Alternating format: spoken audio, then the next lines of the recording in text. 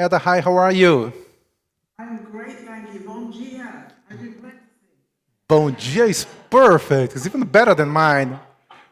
Thank you a lot for being here and to have the pleasure and the honor to start our gathering on learning and development, specifically on radical imagination. So the stage is yours. Thank you so much for the invitation. It's such an honor to be here. And I'm sorry I can't be with you in the audience, but we are together in energy. So, with starting with this presentation, when I was asked to present for you and understanding the theme of radical imagination, I decided to think about who's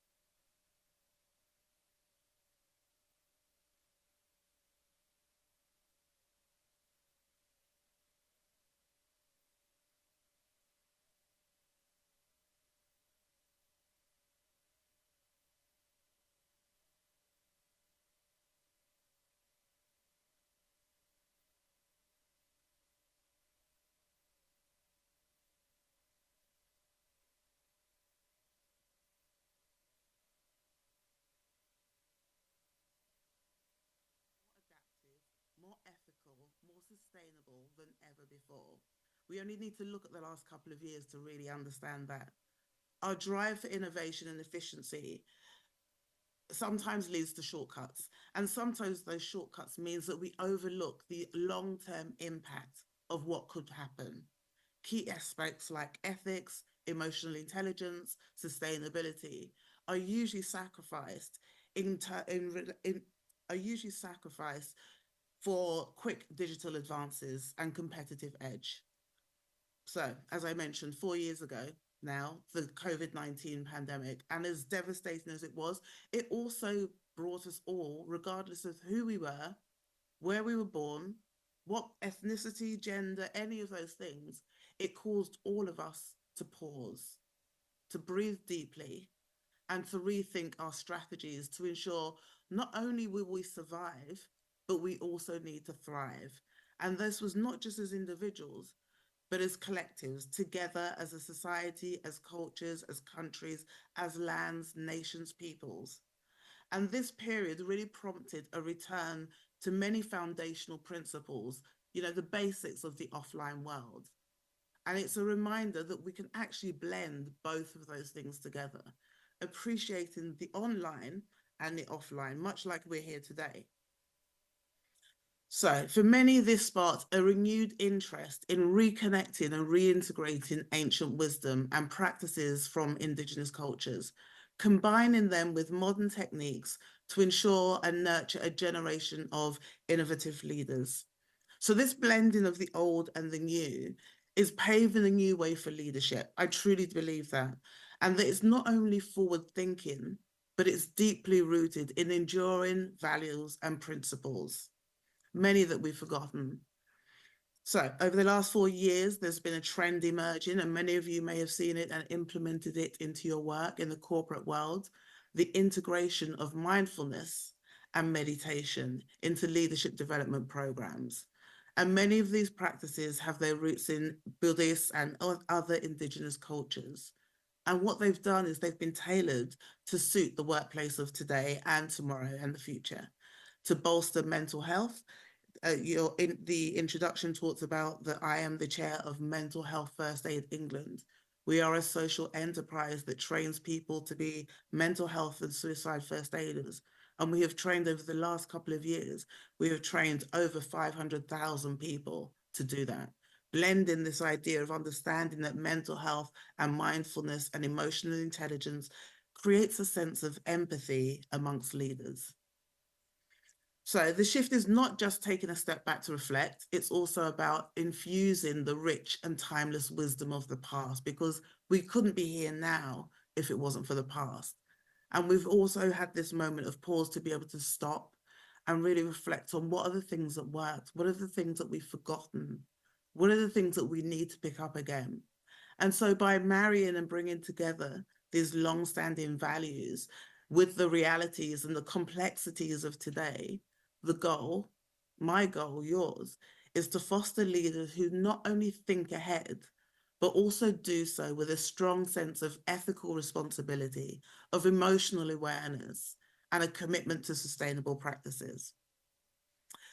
So, last year, I had the beautiful opportunity to come to Brazil for the first time. And I always get very emotional about it because as we were coming in, I flew into Bahia, as we came in on the plane and I looked out of the window, I cried because I felt like I was home. My heritage, my father's Nigerian, my mother Guyanese, Amerindian, but something about Brazil, Bahia felt like home. And so I came to Brazil to speak at two conferences. And during the first trip, I had the opportunity to go hiking in Chapada Diamantina.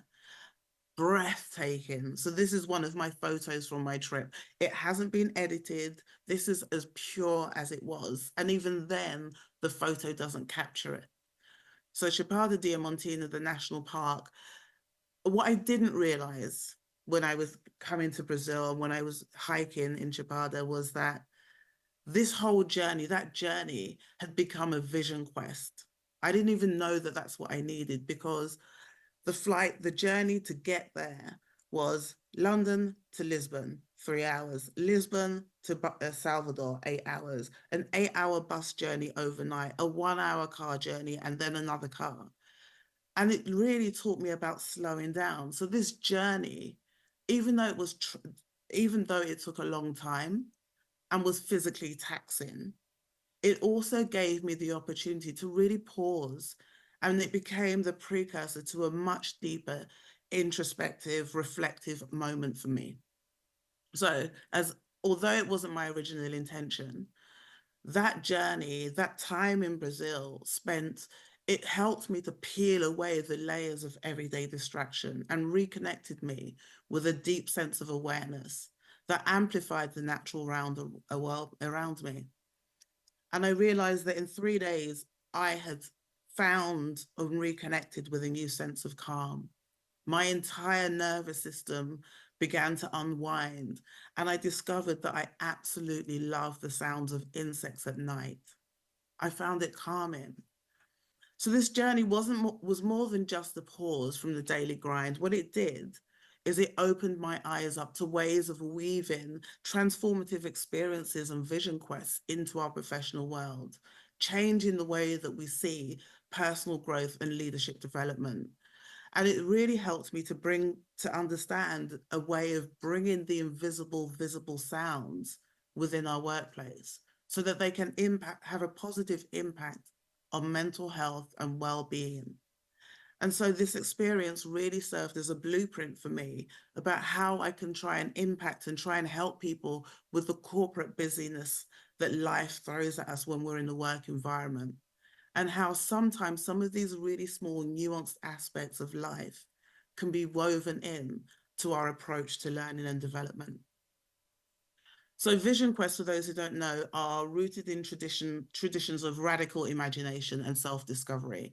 We know them as Aborigine walkabouts. And so what they do is they provide invaluable insights and a clear sense of direction for life and purpose. And so by respectfully integrating some of the essence of these things, and I really bring that home, it's with respect and reverence for the indigenous traditions and practices, there are ways to integrate some of that learning into corporate learning so that we can revolutionize our learning and development programs and shift the focus towards self-awareness and professional development. So it becomes more than just acquiring skills. It becomes a journey of self-exploration to help us align our personal growth with our career ambitions, cultivating an engaged and a purpose-driven workforce that is in harmony with their roles, with their visions, with the purpose, but also with those of the organization. So in harnessing Vision Quest, the objective is really to create those those environments and to create the space for profound reflection and connection to our own journey, because we always talk about what's our purpose. Personally, I believe we can have more than one, but this is a way, I found that Vision Quest is a way of preparing us for that and also sense checking who we are. So I'm going to save you some time for now, but I do recommend, if you haven't been, to go hiking in Chapada Diamantina. But I'm going to save you the time of the long journey, the adventure through the night. So it was such a beautiful journey that we were hiking at night with only the light of a mobile phone to guide us. And so I'm going to save you that adventure. And what I want to do now is to help talk you through some of the patterns that I recognized about how you can create a Vision Quest in your own work environment. And so I'm going to talk you through some provocations and some practical applications of reconnecting with the elements of ether, air, fire, water, and earth. Because I believe that these elements provide us with a thoughtful and adaptable framework, and it's also easy to remember, that can help us to really embrace those ancient principles and guide us into something that may seem really unconventional.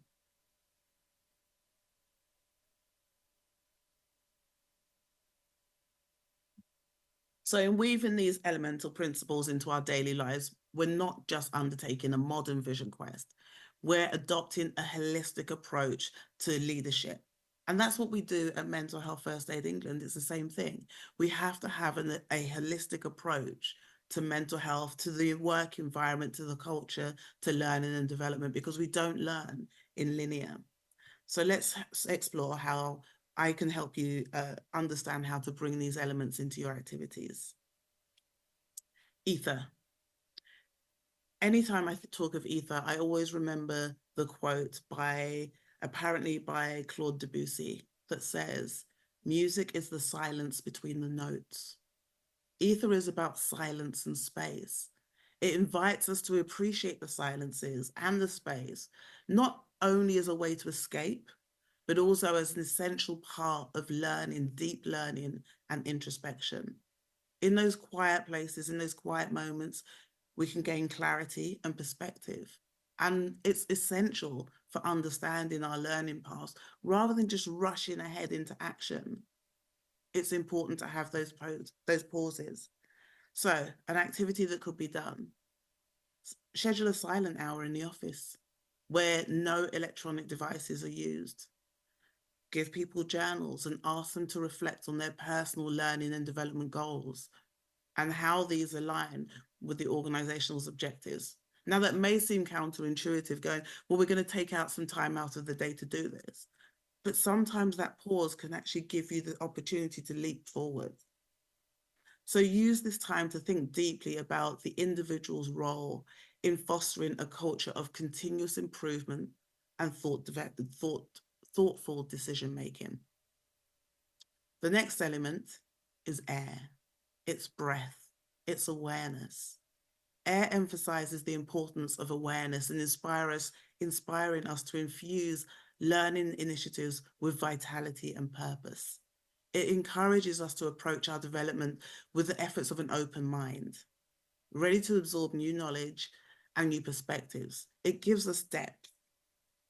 This principle advocates for a culture of creating a learning environment that is rich in a variety of opportunities. So not just traditional workshops. One of the things that I now start doing is I've started to create immersive sound experiences. I've just finished a project with Friends of the Earth that helps people to understand their relationship with climate change, with nature, based on something that they listen to, a narrative, a story. How can you bring some of these different ways of being to help people get beneath the surface of understanding and really fully embody some of this? Practical advice, an idea, is something called Learning Bazaar, where each team member presents a skill or knowledge or insight or area that they're passionate about that is not directly linked to their daily tasks. So there's an advertising agency in the UK called Fallon. And for years, one of the things that they did is they give every single staff member £150. And that you take that money on the condition that you take that £150 and you go and do something, develop a skill, you go to a workshop, you learn something, you try something different. And then you come back into the organization and you present what you've learned. So that's something like a learning bazaar. It's something that's really easily done, but it helps you to embody the element of air. The next is fire. That is energy and vitality. Just check in. Are the slides moving?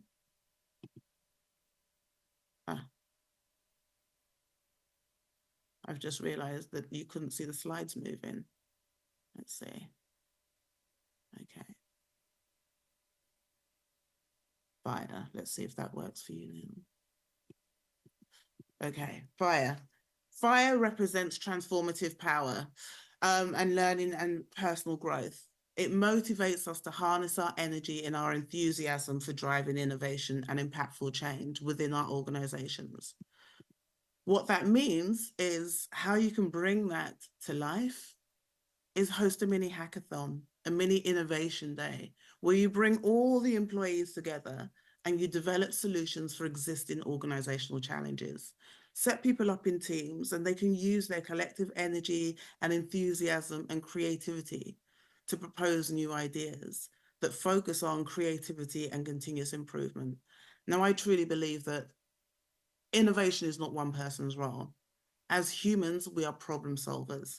And so that means that we are all innovators. And so it means if you create the space for that to happen, people will surprise themselves and each other. So the next element is water. And water reflects fluidity and reflection. And water stands for the adaptability and the capacity for reflective thinking. It reminds us to remain flexible in our learning approaches and the continuous reflection of our experiences. So we go out, we look, we try something new, and then we take the opportunity and the time to reflect back on those experiences. How have they impacted us? Much like my journey to Brazil twice last year, I am forever changed. I am also in the process of learning Brazilian Portuguese because I feel like Brazil and I are not finished yet. We have a lot more work to do together, and this is part of it. So an activity for water is to initiate a reflection pool, sessions where team members come together to share their experiences from recent projects or their learning endeavors. Focus on what was learned and how it could be applied differently in the future. Emphasize the importance of being adaptable and learning from both successes and failures. So there's an organization actually they're global, a global organization called Method. And I know that one of the things that they used to do on a Friday is the whole team came together and they sat in the little arena and they would say, where did you fail this week? What were your failures? And so they encouraged everybody to share the thing that they had failed at during the work environment. And together they talked about what could they learn from that? How could they prevent that happening again? What could be done differently? So this is that reflective pool, the opportunity to look in the mirror. And it's not always looking in the mirror and go, yes, we are the best. It's sometimes going, we are part of the problem. Or we need to do better. Or how can we learn from doing better?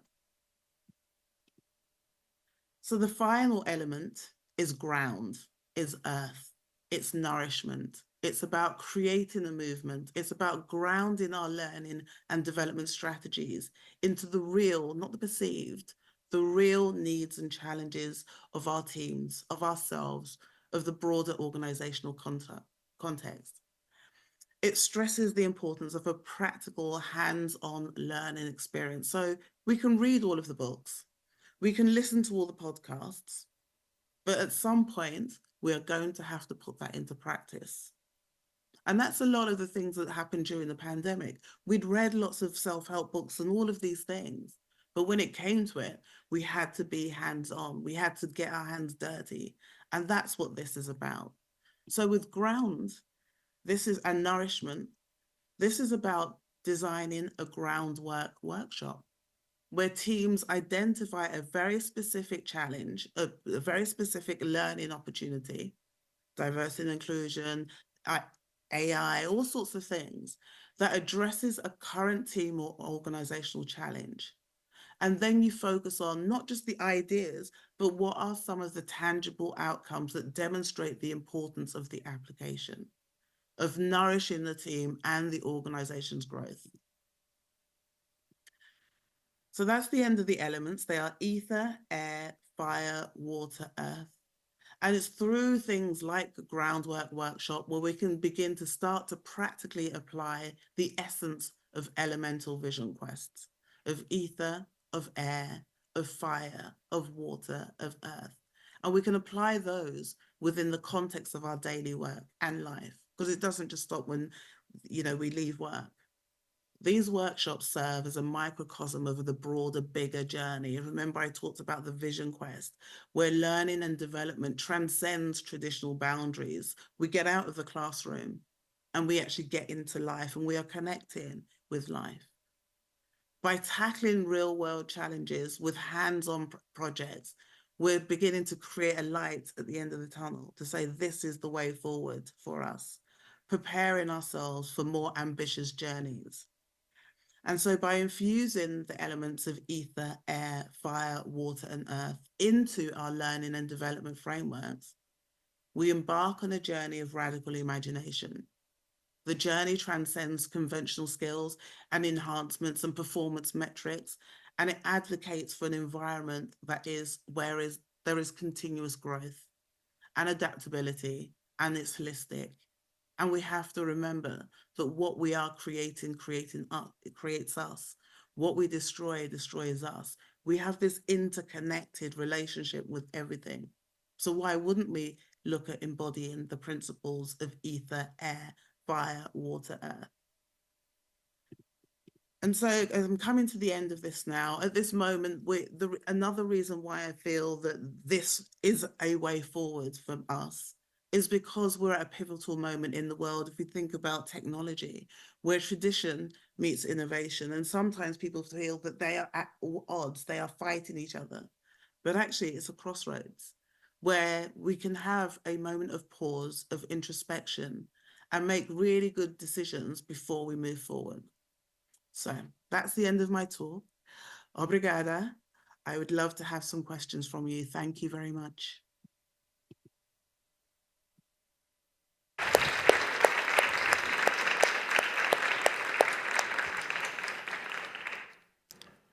Adah, thank you a lot, because you bring to us inspiration and practical actions at the same time. So I think this is perfect. Let me start. I'm receiving some questions from the audience, but I will start with one of mine, and you're going to have 2 or 3. The first is, companies are not open to this kind of approach, a more holistic approach. And even though we believe as L&D professional in this path, sometimes it's hard to explain why this is so important. What's your advice for us to promote this view inside the organizations? I would start with the mental health bit, because as organizations, you have, I think the pandemic showed us that as organizations and leaders, that us are responsible for also have a duty of care to the mental health and well-being of our staff. And we thought that we couldn't work at home and do hybrid and all of this stuff. But if you look at it from a mental health and well-being perspective, by taking this approach, you are addressing the whole person, not just the bit as the human resource, the bit that comes into the office. Because we are in a space where, I'll also give you another example. Somebody last night, I was at a dinner with some tech entrepreneurs and futurists, and one of them asked me, where do I see technology going with this title of futurist?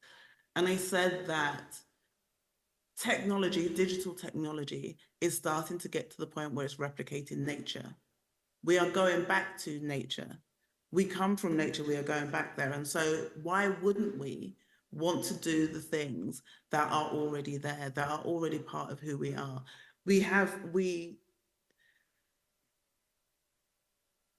You are creating the space for people to think differently, to act differently, to come up with new ideas. I didn't know that last year, my whole year was going to be a vision quest. But by doing that, I have learned a lot more creative ideas, and I'm also more aware of my own mental health and well-being. You know, the reason I said yes to becoming chair of Mental Health First Aid England was because I had 4 burnouts, pretty bad ones. At one point, my back was so bad, they thought I had a slipped disc. If we want to change the way that we do this, if we want to make sure that we are looking after the mental health and well-being of our people, we also need to have different approaches to learning and development. We need to have approaches that take into consideration the whole person and not just what they can do for the organization. Very good. Very good. Still a challenge, but a very good way to do that. Talking about challenge, one question from the audience. What are the main challenges in integrating imagination and the central element in a corporate learning culture?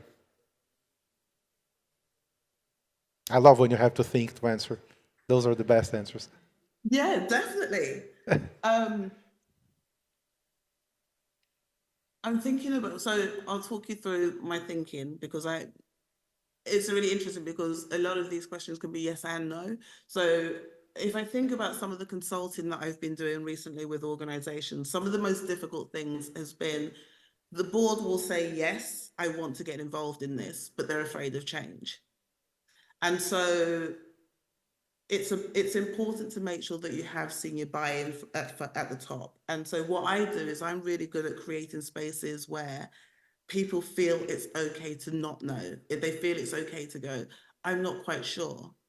And so sometimes it is about taking those small steps with the leadership to help them understand and to help them change. So with my CEO at Mental Health First Aid England, when I took on the role, I said, well, I see this as being activism. And he's a bit, oh, I don't know. I don't understand that. So I said to him, look, the way that I am going to work with you is you are CEO of this organization. And the one question that I ask everybody is, what type of ancestor do you want to be? So my role is to help you leave a good legacy.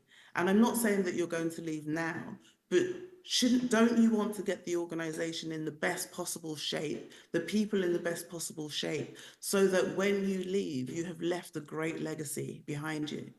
And so my role is to work with you to help you work out what that looks like and help you to transition out when you're ready. And that framing has been amazing to see how suddenly the leadership get that, because look, we've all got egos, right? People want to know that they've left something good behind. So if you can help them on the journey of understanding and visioning what that means for them and what that means in terms of the legacies that they are going to leave behind, they're more likely to get involved. Final one, and one of the questions that we have to make. What's your take on AI and a way to humanize work or the world, if you wish? AI, yes. AI is definitely a yes and no. So it is, look, it has, the way that I describe artificial intelligence, and actually it came from my hike in Chapada, is that AI, artificial intelligence, is like water. It's everywhere. We cannot get rid of it. However, if we poison the river upstream, we're only going to get more poison. If that means that if we're working with AI and we only put bad data in to build the models, we're only going to get more biases, more everything. So in order to create AI that is good for humans and society, we need to make sure that the things that are going in, the foundational models, are not biased, have better representation, because that approach is what happens when you think about how nature regenerates itself. Nature regenerates by having a good foundational model. It has a foundational species, all of these things. So AI itself isn't bad. It's the decisions that are made when developing AI, and the way that they choose to decide how AI is going to make a decision, where is it going to make a bias. So I feel that it can help us, but to your point, we need to be more human, and not just human, actually. No, I'm going to disagree with myself there.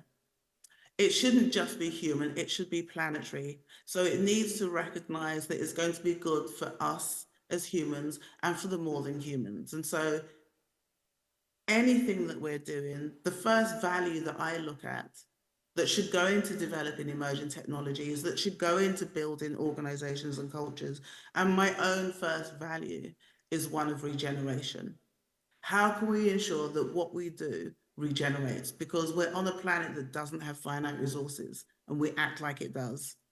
And so when we're thinking about AI and speeding along, we need to stop and pause and say, how can we ensure that what we are building is regenerating the planet?